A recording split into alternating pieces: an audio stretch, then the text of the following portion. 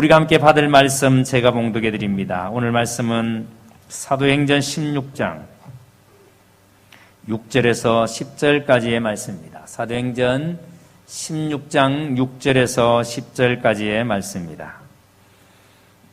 다 찾으신 줄 알고 제가 봉독해 드리겠습니다. 사도행전 16장 6절에서 10절까지의 말씀입니다.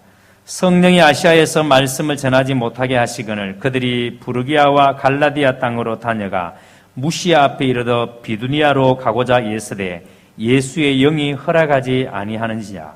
무시아를 지나 드로아로 내려갔는데 밤에 환상이 바울에게 보이니 마게도냐 사람 하나가 가서 그에게 청하여 이르되 마게도냐로 건너와서 우리를 도우라 하거늘 바울이 그 환상을 보았을 때 우리가 곧 마게도냐로 떠나기를 힘쓰니 이는 하나님이 저 사람들에게 복음을 전하라고 우리를 부르신 줄로 인정함이르라.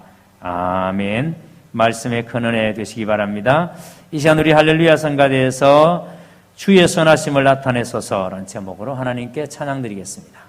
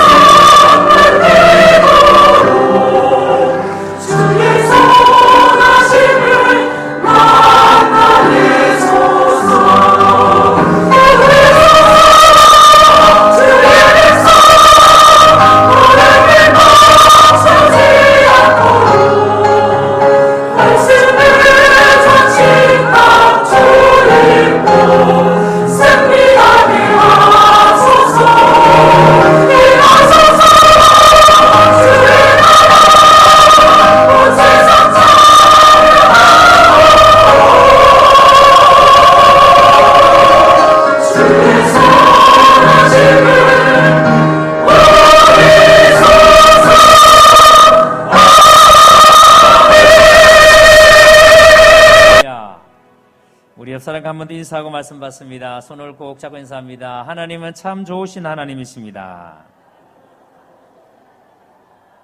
아멘. 우리가 역사를 공부해 보면은 고대 문화의 중심이 동양이었다는 것을 알 수가 있습니다. 그러니까 지금은 모든 것이 서양 중심으로 돌아가는 것이 보이지만 고대 사회는 문화의 중심이 동양이었습니다. 그런데 고대 이후의 인류 역사를 훨씬 더 오랜 시간을 동양이 아닌 서양 문화가 지배하게 된 결정적인 두 개의 사건이 있습니다. 그런데 공교롭게도 이 두 개의 사건이 동일한 지역에서 일어났다는 겁니다. 우리가 잘 알고 있는 소아시아 해안 도시, 지금 터키 서쪽 변경의 마을 드로아, 요즘으로는 트로이라고 합니다. 트로이. 이 드로아라는 지역입니다. 그런데 이 드로아 앞에는 에게가 있습니다. 에게를 건너편에 그리스가 있고 조금 더 서쪽으로 가면은 로마가 나옵니다. 우리는 기원전 1250년경에 있었던 트로이 전쟁에 대해서 잘 알고 있습니다. 영화를 통해서 우리나라에 많이 알려졌고, 그런데 이 트로이 전쟁하면 가장 먼저 떠오르는 것이 뭐냐면 트로이 목마입니다. 그래서 이 트로이 전쟁은 단순히 트로이 왕자가 스파르타의 왕비를 유괴해서 일어난 전쟁이 트로이 전쟁이다, 이렇게 생각을 합니다. 그런데 중요한 사실은 이 전쟁으로 말미암아 해상 무역, 특히 주정의 무역의 패권이 동양에서 그리스 발칸반도, 그러니까 서양국으로 넘어가게 되는 전쟁이 바로 이 트로이 전쟁입니다. 이 트로이 전쟁으로 말미암아 해상의 무역권이 동양에서 서양으로 넘어가게 되었습니다.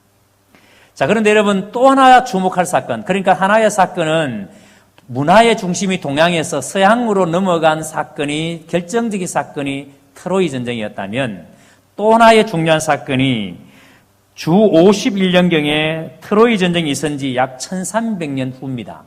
그러니까 트로이 전쟁이 있은 지 1300년 후에 어떤 일이 일어난가 하면은 바울이 제2차 전도 여행 중에 바로 이 트로이, 그러니까 드로아에 방문을 하게 됩니다. 바울이 환상 가운데 저 사람들에게 복음을 전하라고 우리를 부르신 줄로 인정함이라. 저 사람들에게 복음을 전하라고 부르신 줄로 인정함이라. 저 사람들, 바로 그것이 드로아이기 때문입니다. 그래서 바울이 바로 여기 밤에 환상을 보고 그는 동쪽 소아시아로 가려던 계획을 바꾸어서 마게도냐로 서쪽으로 가는 일이 벌어집니다. 이 사건이 바로 여러분 너무나도 엄청난, 너무나도 중요한 그런 사건입니다.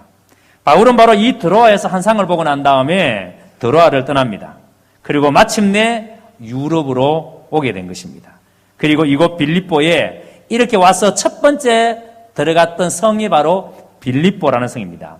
이 빌립보 성은 요즘 보면은 마케도니아라는 나라가 있습니다. 유고 연방에서 독립되어진 아주 조그만한, 인구가 한 200몇십만 밖에 되지 않는 아주 조그만한 나라예요.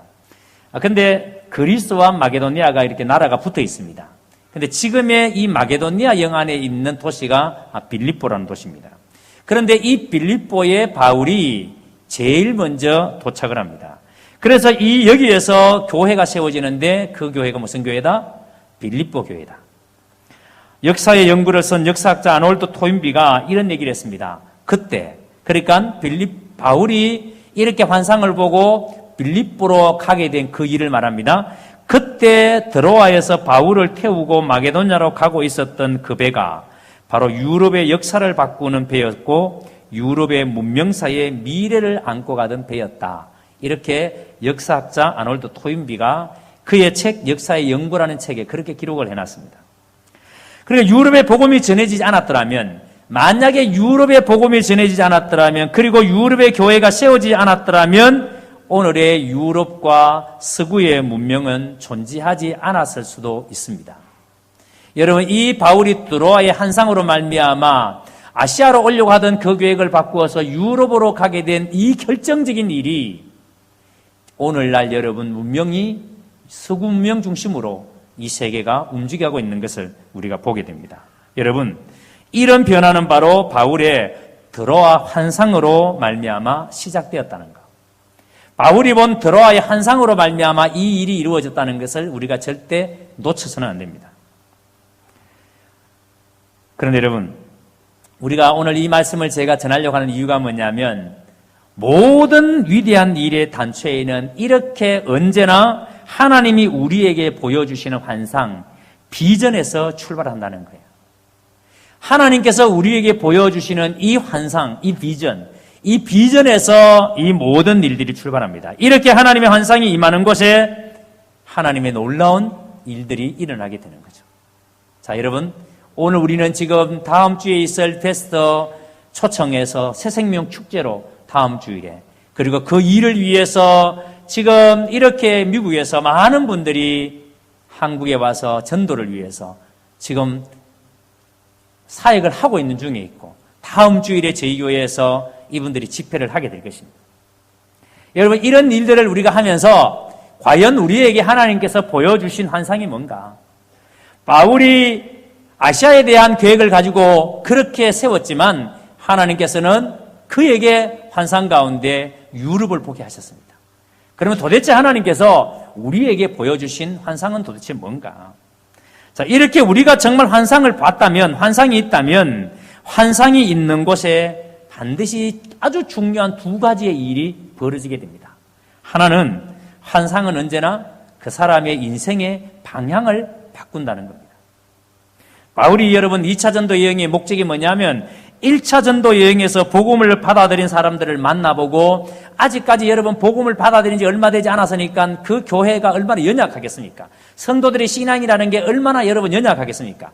그래서 2차 전도 여행 때 이 사람들을 다시 만나서 이 사람들의 신앙을 견고하게 해주고 이 교회들을 잘 돌봐주는 것이 2차 전도 여행의 바울의 목표입니다. 목적입니다. 그래, 오늘 본문이 시작되면서 상황이 급변한 거예요. 바울이 이런 계획을 가지고 아시아에 있는 처음에 전도했던 1차 전도 여행 때 만났던 사람들을 만나고 1차 전도 여행 때 세워졌던 교회들을 돌보는 것이 2차 전도 여행의 목적이었는데, 그런데 오늘 본문에서 상황이 급변합니다. 하나님께서 그 1차 전도 여행 때 만나고 싶었던 그 사람들을 만나러 가는 것이 아니라 전혀 다른 곳, 아시아가 아니라 유럽으로 주님께서 이 바울을 안내합니다. 그래서 아시아 지역에서 복음을 전하는 것이 여러 가지 어려움에 직면하면서 바울이 무시아 지역까지 오게 되었고, 다시 소아시아 북동쪽 비두니아로 진출해서 복음을 전하고자 했지만 그것이 용이하지 않게 된 겁니다. 성령께서 바울의 가는 길을 막으신 겁니다. 그것이 오늘 본문 6절과 7절의 상황이에요. 그러니까 6절과 7절의 상황을 보면 바울이 얼마나 1차 전도 여행 때 만났던 사람들을 잘 돌봐주려고 했던가, 이런 생각이 얼마나 깊었던가를 알 수가 있습니다. 자, 그래서 어떻게 하는가 하면은 무시아를 지나 드로아까지 오게 된 건데 8절에 보세요. 그런데 바로 여기 드로아에서 바울이 환상을 봅니다. 9절을 봅니다. 9절을 제가 했습니다. 밤에 환상이 바울에게 보이니 마게도냐 사람 하나가 서서 그에게 청하여 이르되 마게도냐로 건너와서 우리를 도우라 하거늘. 여러분, 이 마게도냐가 마케도니아, 지금 마케도니아, 지금의 그리스와 마케도니아 이 지역입니다. 여러분, 그쪽에서 한 사람이 바울에게 환상 가운데 우리 가운데를 건너와서 우리를 좀 도와달라. 바울의 원래 계획은 아시아 지역을 돌아보는 겁니다. 이 7차 전도 여행 때에 만났던 사람들을 다시 만나는 겁니다. 그런데 유럽 쪽에서 한 사람이 환상 가운데 바울에게 우리에게로 건너와서 우리를 좀 도와달라. 즉, 우리에게 하나님의 말씀을 좀 들려달라. 라고 환상 가운데 얘기합니다. 자, 근데 여러분, 여기서 우리가 한 가지 생각해 봐야 되겠습니다. 여기서 말씀하는 마게도냐 사람 한 사람, 이 사람이 도대체 누구일까? 성경에서 말하는 이 마게도냐 한 사람이 누구일까 참 궁금해집니다. 근데 성경학자 중에는 이 사람이 그리스 혈통의 의사 누가가 이 사람일 것이다 라고 주장하는 학자들이 굉장히 많습니다. 일정 부분 일리가 있습니다. 정확하게 누가다라고 말할 수는 없지만 누가일 가능성이 굉장히 높습니다. 왜냐하면 이 환상 직후에 10절에 보면은 마게도냐로 떠나가는 일행을 묘사하면서 이 누가가 사도행전을 기록했던 누가가 뭐라고 표현하는가 하면은 우리가 곧 마게도냐로 떠나기를 힘쓰니 우리가라는 표현이 나옵니다. 여기서 우리가라는 표현이 처음으로 등장하는 표현입니다. 자, 그러니까 여러분, 사도행전의 저자가 누가기 때문에, 그런데 누가가 마게도냐를 향하는 선교팀에 자신을 포함시켜서 우리가라고 쓰고 있는 겁니다. 우리가. 아마 바울이 여기 드로아에서 누가를 만나서 이 누가를 통해서 유럽 그리스에 대한 이야기들을 아주 소상하게 바울이 들었을 가능성이 있습니다. 그래서 마게도냐의 여행에 그를 동반한 것도 사실이에요. 그래서 학자들은 이 마게도냐 사람 하나가 바로 누가다 이렇게 주장을 합니다. 하지만 말씀드린 것처럼 확실한 건 아닙니다. 다만 가장 가능성이 높습니다. 자, 그런데 이 마게도냐 사람 하나가 바울의 꿈에 나타나서 꿈속에서, 그러니까 환상 가운데 바울에게 우리에게 좀 건너와서 우리에게 복음을 전해달라 이렇게 부탁을 한 겁니다. 자, 이렇게 마게도냐 사람 하나가 바울에게 환상 가운데 이 부탁을 했을 때에 바울은 아시아가 아닌 마게도냐로 떠나기로 작정한 거예요. 여러분 보세요. 지금 바울은 이 환상을 보기 전까지는 바울의 계획은 뭐였다? 1차 전도 여행 때 돌아봤던 그 지역, 아시아 지역을 돌면서 1차 전도 여행 때 전도했던 그 사람들을 다시 만나고 그 사람들을 다시 말씀으로 세우는 일을 바울이 하려고 했습니다. 아직까지 연약한, 아직까지 성숙하지 못한 교회들을 잘 돌봐서 교회들을 건강하게 만드는 것이 바울이 2차 전도 여행의 목적이었습니다. 그런데 이 드로아에서 환상을 보고 난 다음에 마게도냐 사람 하나가 그 길로 건너와서 자기를 도와달라고 하는 이 환상을 보고 난 다음에 바울이 그 계획을 바꾸는 거예요. 1차 전도 여행 때 가려고 했던 그 지역이 아니라 가보지 않았던 이 유럽, 그리스, 마케도니아 지역으로 가기로 바울이 작정한 겁니다. 여러분 무엇을 깨닫습니까? 바울이 이 작정이 바울 자신의 인생뿐 아니라 앞으로 바울이 만나게 될 유럽 사람들의 향방을 완전하게 바꾸어 놓게 되는 결정이라는 겁니다. 여러분 지금 바울이 이 순간, 이 시간, 이 자리에서 결정하는 이 결정이 앞으로 바울이 만나게 될 사람들의 삶을 완전히 바꾸어 놓게 되는, 그 유럽을 완전히 바꾸어 놓게 되는 그 계기가 되는 결정이 이 드로아에서 이렇게 결정이 되어지는 겁니다. 자, 그 다음에 여러분 이 바울이 이렇게 마게도냐에 들어갔을 때에 여러분 이 낯선 도시 첫 번째 들어간 도시가 빌립보라는 도시입니다. 그런데 이 도시에서 바울이 루디아라는 한 여인을 만납니다. 이 여인은 우리 식으로 말하면 의류 사업가예요. 의류 사업. 자주색 옷감을 파는 아주 부유한, 우리 식으로 말하면은 재벌의 그런 의류 사업을 하는 사업가입니다. 사업가 루디아를 만났는데, 그런데 이 루디아가 바울을 만나고 예수님에 대한 얘기를 듣고 난 다음에 루디아가 예수님을 영접하게 됩니다. 사도행 16장 15절에 그와 그의 집이 다 세례를 받고 우리에게 청하여 이르되 만일 나를 주 믿는 자로 알거든 내 집에 들어와 유하라 하고 강건하여 머물게 하니라. 바울이 이렇게 말합니다. 당신이 내가 진짜 예수님을 믿는 사람으로 안다면, 내가 진짜 예수를 영접한 사람이라고 믿는다면 당신이 우리 집에 와서 좀 유하십시오. 여러분 이것이 빌립보 교회의 출발입니다. 이것이 이 루디아가 자기의 집을 교회로 내어놓는 바로 여러분 교회, 빌립보 교회의 첫 출발이 되는 겁니다. 이 루디아가 유럽 최초의 전도의 열매, 그리스도인이 되었다는 것, 참 놀라운 일이에요. 여러분 이 바울이 빌립보, 이 드로아의 산상을 보고 제일 먼저 들어갔던 유럽의 도시 빌립보에서 만난 이 여자에게 복음을 전하고 이 여자가 예수님을 만나고 이 여자의 집이 유럽 최초의 교회가 되는, 그리고 이어지는 사건에서 바울의 일행이 여러분 거리에서 한 점치는 여자를 만났습니다. 그런데 여러분 이 여자는 많은 사람들에게 점을 치는데 이 사람이 자기가 점을 쳐서 돈을 받아서 자기가 먹는 게 아니라 이 여자를 고용해서 돈을 버는 사람이 따로 있었습니다. 그런데 이 점치는 여자에게 바울의 일행이 복음을 전했습니다. 그런데 점치는 여자가 바울의 일행을 통해서 전도를 받고 예수님을 만납니다. 그리고 점치는 일을 중단해버립니다. 변화가 되었었습니다. 자, 점치는 일을 중단해버리니까 이 여자를 고용해서 돈을 벌던 사람들이 분노합니다.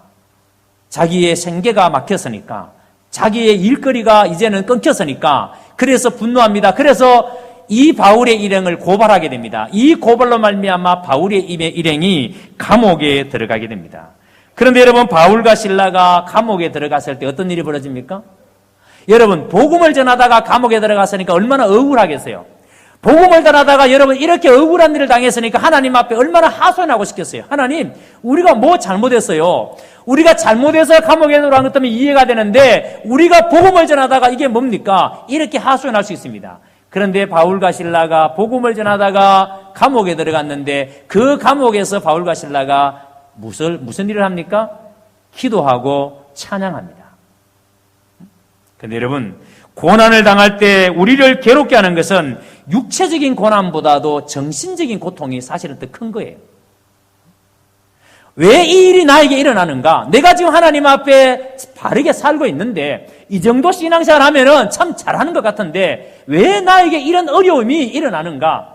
이런 일들 때문에 우리는 육체적인 힘듦이 힘든 게 아니라 정신적으로 이해되지 않는 일들 때문에 우리가 더 힘들어할 때가 있습니다.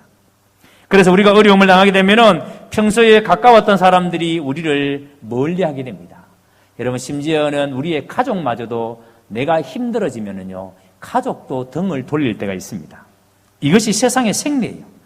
그런데 우리가 고난의 직면에서 그것을 이겨내는 모습을 보였을 때, 정말 상상할 수 없는 어려움에 직면했는데도 불구하고 우리가 그 어려움 앞에서도 이겨내는 모습을 보였을 때 사람들은 우리를 경의의 눈초리로 주목하기 시작합니다.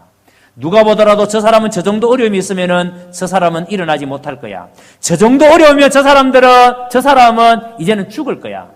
사람들이 어려움 앞 직면했을 때 사람들은 그 어려움에 직면이 있는 사람들에게 그래서 여러분 저 사람은 저 어려움 때문에 일어나지 못할 거라고 생각할 때가 있습니다. 그런데 우리 예수 믿는 사람이 그 어려움 앞에서 그 어려움을 여러분 믿음으로 이겨낼 때 사람들은 우리를 주목하면서 뭐라고 말합니까? 어떻게 사람들이 저럴 수 있는가? 어떻게 저 사람들은 저런 상황에서 일어날 수가 있단 말인가? 그리고 이런 순간이 우리 그리스도인들에게 주목하는 그 사람들에게 복음을 전할 수 있는 절호의 기회가 됩니다. 아멘. 여러분, 오늘 우리에게 일어나는 수없이 많은 어려움들을 세상 사람들은 그 어려움과 그 힘든 환경 속에서 낙심하고 좌절하지만 우리가 여러분 그 환경 속에서 그 어려움 속에서 믿음으로 하나님을 주목하며 하나님을 바라보며 이겨낼 때에 세상 사람들은 우리를 바라보면서 여러분 경의를 표합니다. 어떻게 저 사람들이 저 환경에서 이겨낼까? 그래서 그 사람들은 우리가 믿는 하나님에 대해서 그들이 주목하기 시작합니다. 여러분, 우리가 편안히 살고 있을 때 사람들에게 예수를 믿으라고 말한다면 사람들은요, 우리의 말에 귀담아 듣지 않습니다. 내가 지금 바쁜데 무슨 소리 하느냐고, 좀 배부른 소리 하지 말라고, 내가 지금 얼마나 바쁜지 아느냐고, 지금 예배당에 갈 시간이 어디 있냐고. 그래서 여러분, 교회 나가자 그러면 사람들이 다 바쁘다고, 주일날 교회 나갈 만한 여유가 없다라고 사람들은 이유를 댑니다. 하지만 우리가 고난 가운데 좌절하지 않고 뻘떡 일어나서 찬양하고 기도하며 나갈 때에 세상 사람들은 우리에게 묻습니다. 절대 우리가 일어날 수 없을 것 같은 그 고난 가운데 우리가 일어나서 우리가 믿음으로 나가면 세상 사람들은 우리에게 묻습니다. 어떻게 당신은 그 어려움 속에 포기하지 아니하고 그렇게 좌절하지 않고 일어나서 노래할 수 있습니까? 어떻게 당신은 그 어려움 속에서 일어나서 하나님 앞에 나갈 수 있습니까? 우리에게 묻습니다. 여러분, 사도행전 16장 25절 보세요. 밤중쯤 되어 바울과 실라가 기도하고 하나님을 찬미하며 죄수들이 듣더라. 이 어려움이 직면했을 때, 이 어려움이 있을 때에 바울과 실라가 여러분 찬미할 때에 죄수들이 그 찬송 소리를 들었습니다. 한밤에 일어나 기도하고 찬양할 때에 그 주변에 있는 죄수들이 다 깜짝 놀랍니다. 여러분, 여기서 눈여겨봐야 될 단어가 있습니다. 듣는다라는 단어입니다. 듣는다. 이 듣는다라는 말은 그냥 소리가 나니까 그냥 스쳐 지나가면서 듣는다 이런 의미가 아니에요. 듣는다라는 말은 헬라어에서 이 말은 아주 주의를 집중해서 주목해서 듣는 것을 말합니다.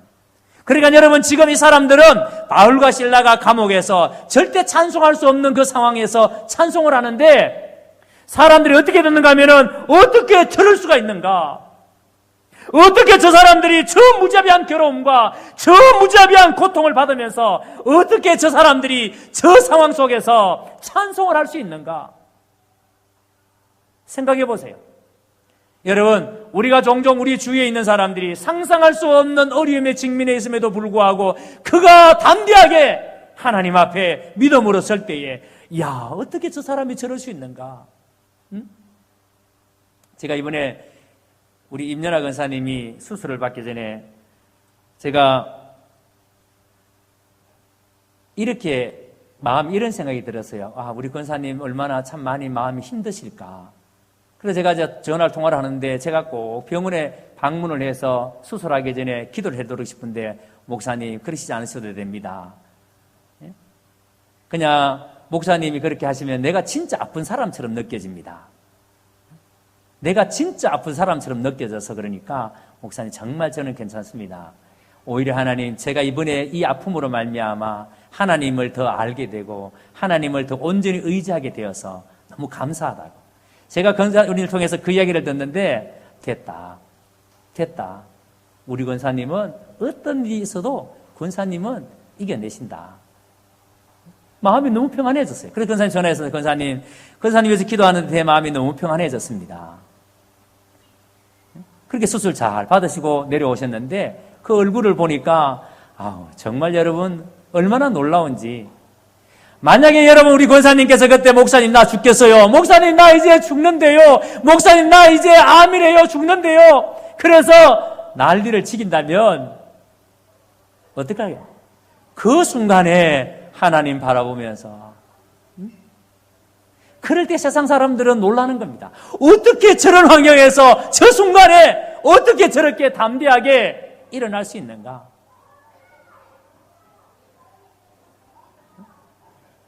역시 애들이 오니까 예배 분위기가 밝아집니다. 그러니까 여러분 세상 사람들은 이렇게 기도할 수 없는, 찬송할 수 없는 그 상황에 기도하고 찬송할 때에 어떻게 저럴 수 있는가? 어떻게 저 환경에 찬송하고 어떻게 저 환경에 기도할 수 있는가? 놀라는 거예요. 여러분들이 이런 믿음을 가지시기를 주님의 이름으로 축복합니다. 그래서 바울과 실라를 감옥에 가둬놓고 그들을 때리고 그들을 지키고 있던 간수들이 반응이 어땠습니까? 여러분 그 당시의 법은 만약에 죄수가 감옥에 있다가 만약에 감옥에서 탈옥을 한다, 탈출을 한다 그러면 간수는 반드시 죽음을 맞이합니다. 자, 그러니까 여러분 지금 지진이 일어나고 그리고 메인 것이 풀리고 그러니까 간수가 생각할 때는 야, 이거 100% 죄수들이 다 도망갔다. 지금 지진이 일어나서 감옥 문이 다 열려버리고 쇠사슬이 다 풀려버렸으니까 누가 거기에 남아있을 사람이 누가 있겠어요? 이젠 다 도망갔다. 그러니까 이 간수가 스스로 자결을 하려고 합니다. 죽으려고 합니다. 이래도 죽고 저래도 죽는 거니까 스스로 죽으려고 합니다. 자, 그때 바울과 실라가 말을 합니다. 우리가 도망하지 않았습니다. 우리가 여기 있으니 안심하십시오. 자, 여러분 이 상황을 그 당시의 간수의 입장에서 한번 생각해 보세요. 지금 여러분 도망갔다고 생각했던 바울과 실라가 감옥문이 열리고 쇠사슬이 다 풀렸는데도 불구하고 바울과 실라가 도망가지 않았습니다. 그리고 자결하려고 하던 이 간수 앞에서 죽지 마십시오. 나는 도망가지 않았습니다. 나는 지금 여기에 있습니다. 라고 말했을 때에 여러분 이 간수는 기적이 일어났다는 사실보다도 여러분 지금 이 간수는 지진이 일어나고 쇠사슬이 풀리고 여러분 그 사실보다도 도대체 이런 상황 속에서 찬송과 기도를 할 수 있는 저 사람들이 누구인가? 이런 상황 속에서 도망가지 아니하고 찬송과 기도를 할 수 있는 저 사람은 도대체 누구인가? 이 상황 속에서 하나님 앞에 기도할 수 있는 사람은 도대체 어떤 사람인가? 그리고 저 사람들의 찬송 속에 담겨있는 그 하나님은 도대체 어떤 분이신가? 저들이 저 찬송 속에서 말하는 그 예수님이라는 분은 도대체 어떤 분이신가? 그것이 간수의 마음에 얼마나 여러분 궁금하게 다가왔을까요? 그 상황 속에 도망가지 아니하고 찬송하고 기도하는 그 바울과 실라를 보면서 저들이 믿는 하나님에 대해서 얼마나 궁금했을까요? 그래서 그 간수는 바울과 실라의 말을 듣고 바울과 실라 앞에 엎드려집니다. 그리고 뭐라고 합니까? 30절에 선생들아 내가 어떻게 하여야 구원을 얻으리까? 선생들아 내가 어떻게 하여야 구원을 얻을 수 있나? 여러분 이때 바울과 실라의 메시지가 뭡니까? 31절 이르되 주 예수를 믿어라 그리하면 너와 내 집이 구원을 얻으리라. 주 예수를 믿어라 그리하면 너와 내 집이 구원을 얻으리라. 어떻게 하여야 구원을 받을 수 있습니까? 묻는 이 간수들에게 바울과 실라는 예수를 믿어라 그리하면 너와 내 집이 구원을 얻을 것이라고 말합니다. 여러분 바로 여기에서 메시지가 증거되는 겁니다. 만약에 바울과 실라가 그 감옥에서 하나님을 향해서 원망하고 왜 나를 이 감옥 속에 가둬놓느냐고, 내가 도대체 뭘 잘못했길래 하나님 나를 이 감옥 속에 집어넣느냐고, 내가 주님 앞에 복음을 전한 일밖에는 한 게 더 있느냐고, 그런데 왜 나를 이 감옥 속에 집어넣느냐고, 만약에 하나님을 향한 원망이 있었다면 이 간수가 바울과 실라를 보면서 궁금했었을까요? 바울과 실라가 믿는 하나님에 대해서 궁금했을까요? 그런데 바울과 실라가 그 환경 속에서 기도할 때에, 그 환경 속에서 찬양할 때에 그 간수들이 궁금했던 겁니다. 여기에서 메시지가 증거되는 겁니다. 바울과 실라의 삶 속에서, 바울과 실라의 노래 속에서, 그 바울과 실라의 기도 속에서, 바울과 실라의 그 간정 속에서 나타난 구원의 주님이신 바로 그 예수 그리스도를 믿으라고, 지금 내가 고백하는, 지금 내가 찬양하는 그 예수 그리스도를 믿으라고, 그리하면 너와 내 집이 구원을 받을 것이라고. 그리고 그 결과 33절, 34절 보세요. 그 밤 그 시각에 간수가 그들을 데려다가 그 맞은 자리를 씻어주고 자기와 온 가족이 다 세례를 받은 후 그들을 데리고 자기 집에 올라가서 음식을 차려주고 그와 온 집이 하나님을 믿음으로 크게 기뻐하니라. 여러분, 해가 지기 전까지만 하더라도 새조각이 달린 가죽 채찍으로 바울과 실라를 친 그 잔인한 간수가, 바울과 실라를 그 핍박했던 그 간수가 해가 떨어지고 난 그날 밤 바울이 증거했던 예수 그리스도를 자신의 주님이라고 고백합니다. 해지기 전에 핍박자로 있었던 그 간수가 해가 지고 난 다음에 바울과 실라의 복음을 듣고 그가 예수 그리스도를 자신의 주님이라고 고백합니다. 그리고 그가 자기 집으로 바울과 실라를 모십니다. 자기 손으로 쳤던 그 상처난 바울과 실라를 등짝을 만지면서 그리스도를 고백합니다. 여러분, 이게 복음의 능력이에요. 이게 여러분 복음의 힘이에요. 깨질 것 같지 않은 사람이 복음이 제대로 전거되어지면 그 깨어질 것 같지 않은 사람이 깨어집니다. 그게 복음의 능력이에요. 여러분, 5월 20일 다음 주에 우리는 우리의 패스트를 깰 만한 힘이 없습니다. 무슨 수로 여러분 우리의 패스트를, 우리가 그들을 주님 앞에 깰 수 있겠습니까? 그런데 여러분, 그 깰 수 없는 그 사람들을 깨어낼 수 있는 게 그게 여러분 복음의 능력이에요. 복음이 선포되어지면 그 사람들이 깨어질 것입니다. 여러분 보세요. 성령은요, 우리의 머리로 믿어지는 게 아니에요. 내 머리로 절대 이해되어지는 게 아니에요. 따라합니다. 성령은 내 마음으로. 성령은 어디로? 마음으로. 그래서 볼지어다 내가 문 밖에 서서 내 문을 두드리니 누구든지 그 문을 열면 내가 그에게로 들어가 그와 더불어 먹고 그는 나로 더불어 먹으리라. 문 밖에 서서 두드릴 때 그 문은 무슨 문이에요? 우리 마음의 문이에요. 내 마음의 문을 열면 성령이 내 속에 들어오십니다. 그리고 그 성령이 나와 더불어 먹고 마십니다. 여러분, 다음 주에 복음이 선포되어질 때, 복음이 이 자리에서 선포되어질 때 우리의 베스트가 그 복음을 듣고 그 마음이 열려질 줄로 믿습니다. 우리가 그 비전, 그 환상을 가지고 우리가 이 5월 20일 생명 축제를 지금 우리가 준비하는 겁니다. 맞이하는 겁니다. 여러분, 바울과 실라는 옥중에서도 그리스도를 전가하지 않고 전가하기를 쉬지 않았습니다. 그로 말미암아 간수들이 주님께로 돌아왔습니다. 이제 오늘 우리 교회는 새생명 축제를 진행하면서 많은 사람들이 지켜보고 있습니다. 어쩌면 여러분, 우리 안에도 지금 이런 생각을 하고 있는지 모릅니다.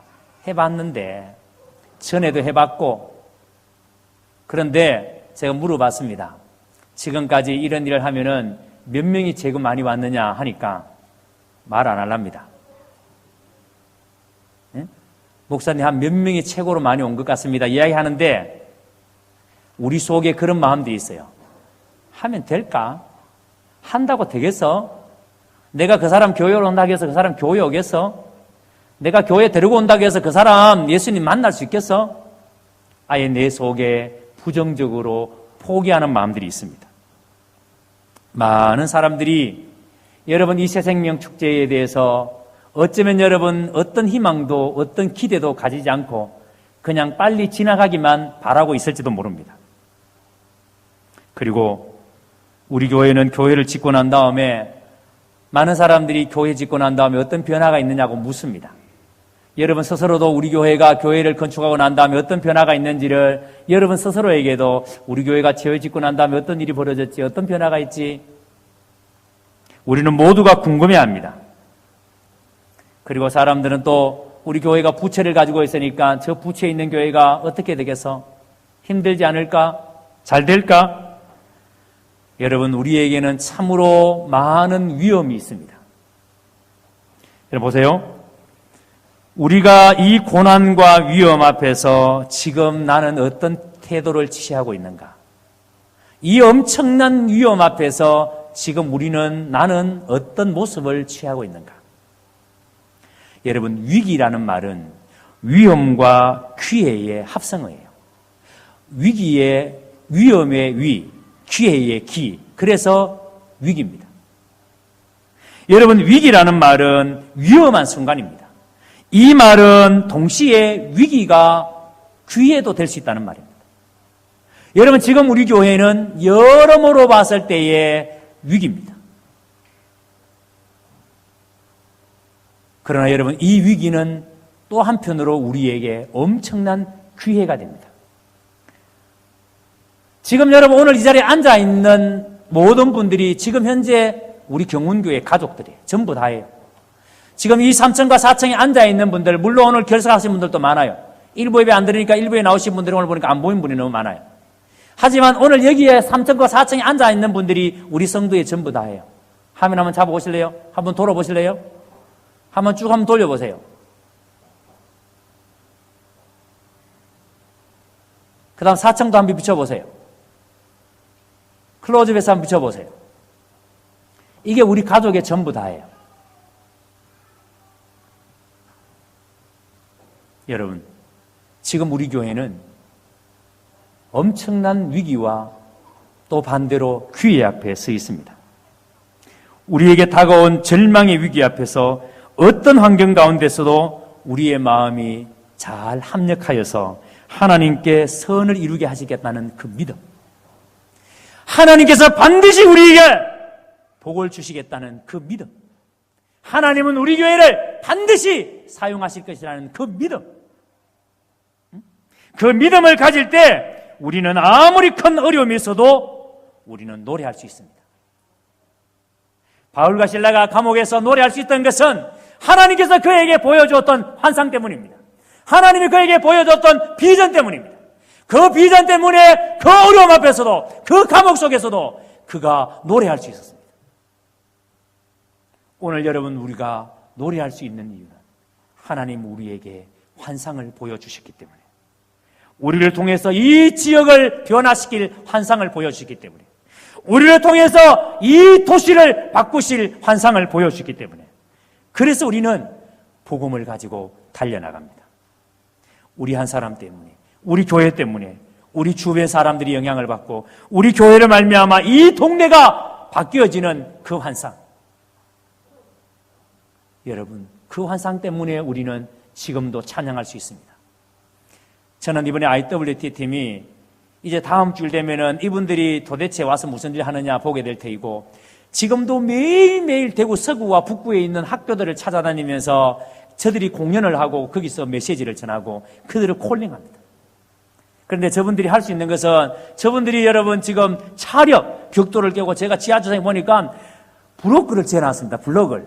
그리고 뭘 해놨는가 하면은 대리석을 대리석을. 우리 사람이랍니다. 여보, 저건 뭐예요? 제가 IWT가 사용한. 세상에 무슨 공사장도 아니고 저걸 강대상에 올리느냐고. 그렇다고 그러니까 우리 저 얼굴이 사색이 됩니다. 큰일 났다고. 도대체 무슨 교회 공연을 공사판 만들려고 그러냐고. 근데 여러분, 저분들이 무엇 때문에 여기 와 있는지를, 왜 여러분 미국에서 이 머나먼 지구의 반대편 여기까지 와서 저분들이 자신의 삶을 이렇게 내어 던지고 있는지, 바울이 드로아에서 본 환상 때문에 마게도냐로 갔던 것처럼 하나님이 저들에게 보여준 환상 때문에 오늘 이 변방의 아시아의 작은 나라 이 한국에까지 와서 저분들이 복음을 전합니다. 다음 주에 역사가 일어나지 않겠습니까? 아멘. 다음 주에 여러분의 뱃서가, 그 심령이 깨어지는 역사가 일어나지 않겠습니까? 그래서 여러분, 우리는 오늘 새새벽 축제를 앞두고 진정 우리 교문의 모든 성도들이 마음이 하나가 되어야 합니다. 어린아이에서부터 어른이까지 한 마음으로 복음을 위해서 나아가야 합니다. 이번에 여러분 새생명 축제를 위해서 베스트에 작정한 사람이 134명입니다. 이 134명이 338명을 작정했습니다. 338명 중에 몇 명이 다음 주일에 여기에 앉아 있을지는 아무도 모릅니다. 그러나 확신하건대 134명 작정한 사람뿐만 아니라 이 자리에 있는 우리 모든 성도들, 작정하지 못한 모든 성도들도 마음이 하나가 되어지고 이 일을 위해서 전심으로 하나님께 기도하며 나아가면 하나님께서 놀라운 일들을 우리 가운데 보여주실 것입니다. 그러므로 중요한 것은 작정한 134명뿐만 아니라 나머지 이 사람들도 여러분들이 마음이 하나로 모아주셔야 합니다. 이제 여러분 작정한 사람들은 여러분의 베스트를 모셔오기 위해서 다음 주일 9시에 예배드리고 9시 40분까지 예배드리고 가서 힘을 다해서 베스트를 모셔와야 하고, 작정하지 못한 사람들은 여러분들이 힘을 다해서 봉사해야 됩니다. 베스트를 작정해서 모시고 오는 사람들을 맞이하고, 그래서 때로는 차량으로, 때로는 안내위원으로, 때로는 주차위원으로 온 모든 분야에서 여러분들이 작정하지 않으신 분들이 마음이 하나가 되어져서 여러분들이 봉사를 해 주셔야 됩니다. 그럴 때에 이 교회 가운데 엄청난 일들이 일어나리라고 믿습니다. 오늘 우리 교역자들은 오늘 아침부터 저녁까지 세 끼를 금식합니다. 왜요? 진짜 하나님 우리에게 은혜를 좀 부어주려고. 하나님 이 일을 위해서 우리 교회가 진짜 마음이 하나가 좀 되어지게 해달라고. 지금 우리 모든 교역자들은 아침 다 금식했습니다. 그리고 그 시간 기도했습니다. 저도 목양실에서 찬양하며 기도했습니다. 오늘 전심도 우리가 금식하며 기도할 것입니다. 오늘 저녁에도 금식하며 기도할 것입니다. 우리의 마음이 하나가 되어야 합니다. 그러므로 여러분, 우리가 하나님께서 보여주신 이 거룩한 환상을 붙들고 이 동네가 거룩한 땅이 되도록, 이 도성이 거룩한 하나님의 통치가 이루어지도록 여러분들의 마음을 모아주시기를 주의 이름으로 축복합니다. 찬양합니다.